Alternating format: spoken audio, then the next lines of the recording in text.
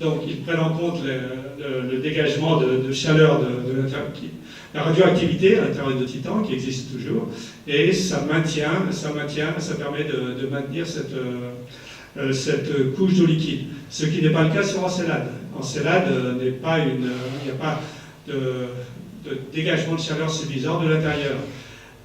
Encelade, c'est plutôt un phénomène de marée.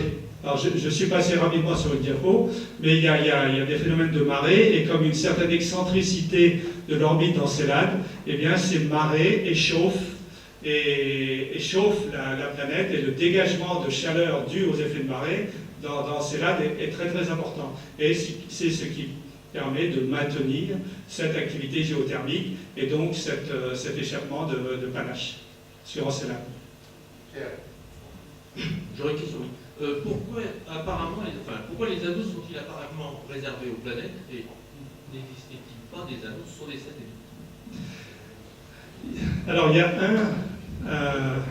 il y a un satellite qui a eu, pendant quelques mois, peut-être une année ou deux, des anneaux. Il y a eu des observations qui laissaient penser, alors je ne sais plus lequel c'est peut-être Rhéa, mais en fait, je pense que ça n'a pas été confirmé. Par contre, il y a une planète naine, alors je n'ai plus son nom, autour de laquelle il y a eu des anneaux qui ont été observés. C'est d'ailleurs l'équipe de Bruno Sicardi, je crois, qui est un spécialiste des occultations. Et il y a cette planète naine, je n'ai pas son nom, qui aurait aussi des anneaux. Donc, alors, je ne réponds pas à votre question dans la mesure où est-ce que des satellites en orbite autour d'une planète peuvent avoir des anneaux? Pour l'instant, la réponse semble être non. Oui, quand même un complément. Il y a un mois à peu près, on a découvert un astéroïde qui avait 2 anneaux. Un astéroïde de la ceinture principale. Ah, c'est un astéroïde. C'est un astéroïde, vous faites allusion, et on s'est aperçu, en passant devant une étoile, c'est les gens de l'ESO au Chili qui ont trouvé ça, ils ont découvert qu'il y avait 2 anneaux. Donc un astéroïde peut avoir des anneaux, pourquoi pas, après tout. C'est une question de gravité. Alors, est-ce qu'ils sont permanents ou pas? Non, j'en sais rien. Encore d'autres questions? On a peut-être terminé pour ce soir. On remercie beaucoup Jean-Pierre Le Breton.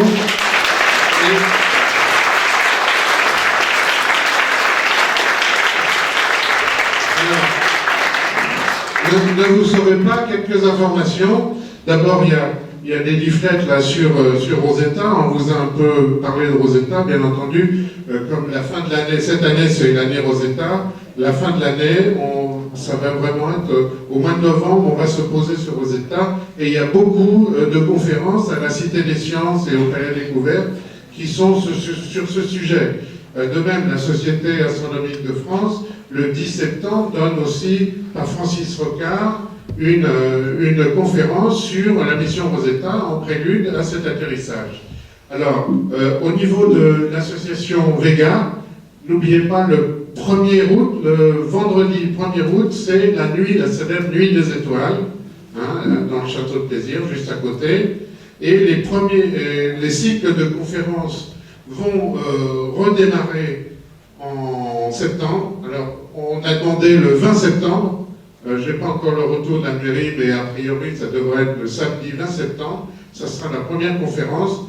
Et là, on vous rabattra les oreilles encore avec Rosetta, probablement, et les comètes. C'est l'année des comètes.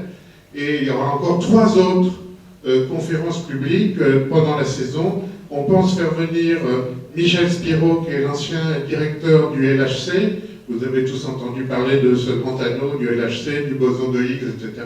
Il vous parlera de ça. Je sais qu'on nous a demandé souvent, on parle de planètes extrasolaires. Alors on va essayer de faire venir Roger Ferlet de l'IAP pour nous parler un peu de ces mondes lointains, des bizarroïdes, la vie, pas la vie, des anneaux ou pas des anneaux, on verra bien, des étoiles simples, doubles, et puis des planètes qui peuvent tourner autour de systèmes avec étoiles doubles, ce qui n'est pas toujours évident. Et puis notre ami Bernard vous parlera du nouveau Big Bang. Vous savez qu'il y a un mois, on a découvert des choses intéressantes au pôle sud sur les ondes gravitationnelles. Donc ça confirme certaines informations sur la création, le début de notre univers. On vous parlera de tout ça, ça va être très intéressant. Et n'oubliez pas que 2015, c'est le centenaire de quoi? De Tonton Albert. En 1915, il a créé, il a développé ses idées sur la relativité générale. Et donc pour le centenaire d'Albert Einstein et de la relativité générale, on fera quelque chose, probablement en association avec l'Observatoire de Paris ou pas, on vous tiendra au courant. Donc merci encore de votre présence. Pour les jeunes, d'abord les jeunes, ensuite les autres, j'ai des posters de Cassini-Huygens. J'en ai pas énormément, parce qu'on avait déjà donné, mais ils sont super. Alors, d'un côté, il y a la sonde, et derrière, il y a l'explication. J'en ai 8. Je donne ça aux 8 premiers jeunes. Alors, ne trichez pas sur vos âges. Voilà. Et je vous souhaite une bonne soirée à tous. Et merci. C'est la fin du mois de fusionner, mais il faut lancer ce grand débat. Et j'ai besoin de vous parce que j'ai besoin d'éléments. Le travail sur les UE redondantes était intéressant, mais j'aurais tendance à dire que c'est un peu focalisé sur des UE 200, sur des choses comme ceci. Enfin, il y a des choses qui sont cachées.